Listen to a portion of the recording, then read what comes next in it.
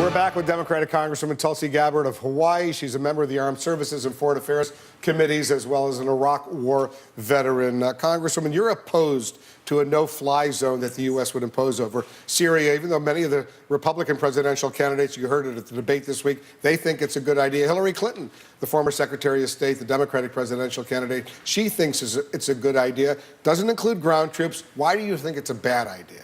Well, first of all, this is one of the reasons why I feel so strongly that we need to end this war to overthrow the Syrian government of Assad now. If this war is allowed to continue on until the next after the presidential election, when we have a new president here, as you said, whether it's Hillary Clinton, Marco Rubio, Christie, or some of the other candidates who are running for president, they're all advocating for a no-fly zone, which would directly start a Russia-U.S. war, which could then easily escalate into a World War III or nuclear-type Christie, situation. you heard him at the debate say, you know what, if I say there's a no-fly zone, Putin's going to back down. He's not going to fool around. So I think there's two issues here. For those who are advocating for a no-fly zone, are you going to be ready to enforce it? When that Russian plane or planes comes and violates your no-fly zone, as you asked the other night in the debate, will you shoot that plane down? Christie has said he would. Marco Rubio has said he would.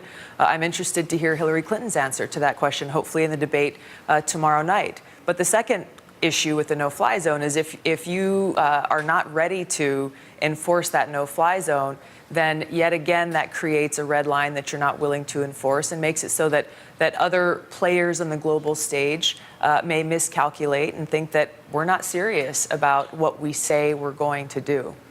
On Libya, which is now becoming a hotbed of ISIS activity after the removal of Gaddafi a few years ago, the U.S. military has now confirmed that there are these pictures out there of U.S. commandos in Libya. You're a member of the Armed Services Committee. What are they doing there? Well, we've heard very strongly, especially recently, how ISIS has completely taken over the town of Sirte, which was kind of Gaddafi's last stand.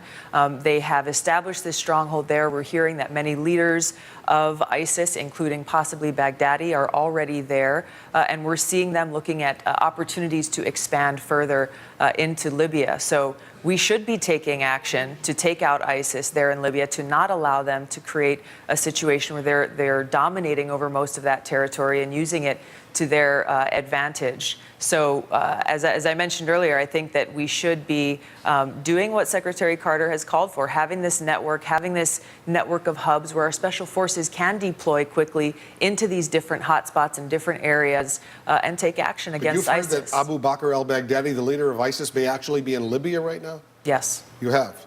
Is that reliable? Can you give us the source? We've heard different sources about the Baghdadi traveling into, whether he's there right now, I can't say, but the fact that we have leaders of ISIS who are reported to be there in Libya or in Sirte is something that should be concerning to us. And if we know these things, we should be taking action. You're absolutely right on that, if he's there, because he's obviously very much wanted by the U.S. They'd love to target that guy.